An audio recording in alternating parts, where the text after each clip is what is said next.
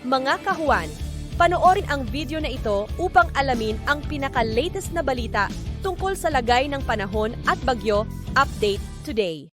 Kaninang alas 3, yung low pressure area na minomonitor natin ay huling namataan sa layong 440 kilometers east of Hinatuan, Surigao del Sur. Nananatili pong mababa yung tsansa nito na maging bagyo in the next 24 hours. Ngunit ngayong araw ay magdudulot na po ito ng mga pag-ulan dito sa Central at Eastern Visayas, maging dito sa silangan ng Mindanao at ilang bahagi pa ng Bicol region. So pag-iingat po para sa ating mga kababayan dyan sa posibilidad ng mga pagbaha at pagguho ng lupa. Samantala, itong LPA na ito ay nakapaloob sa Intertropical Convergence Zone or ITCZ na nakakaapekto pa rin dito sa bahagi ng Mindanao kung saan ngayong araw ito pong ITCZ ay magdudulot din ng mga kalat-kalat na pag-ulan, pagkilat at pagkulog sa nalalabing bahagi pa ng Visayas at Mindanao. And ayon po sa ating latest analysis, itong low pressure area na minomonitor natin ay posibleng mas lumapit pa dito sa ating kalupaan at sa mga susunod na araw ay magta-traverse or posible po itong tumawid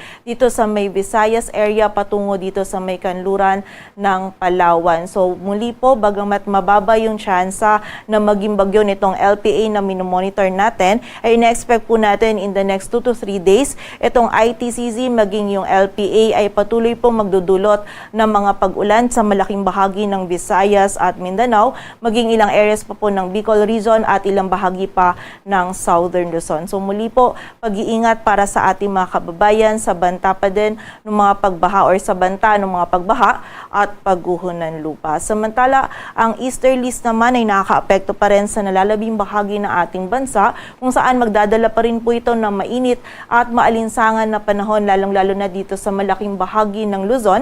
At sa pagsapit naman po ng hapon at gabi ay may posibilidad pa rin tayo ng mga isolated o yung mga biglaang pag-ulan, pagkidlat at pagkulog.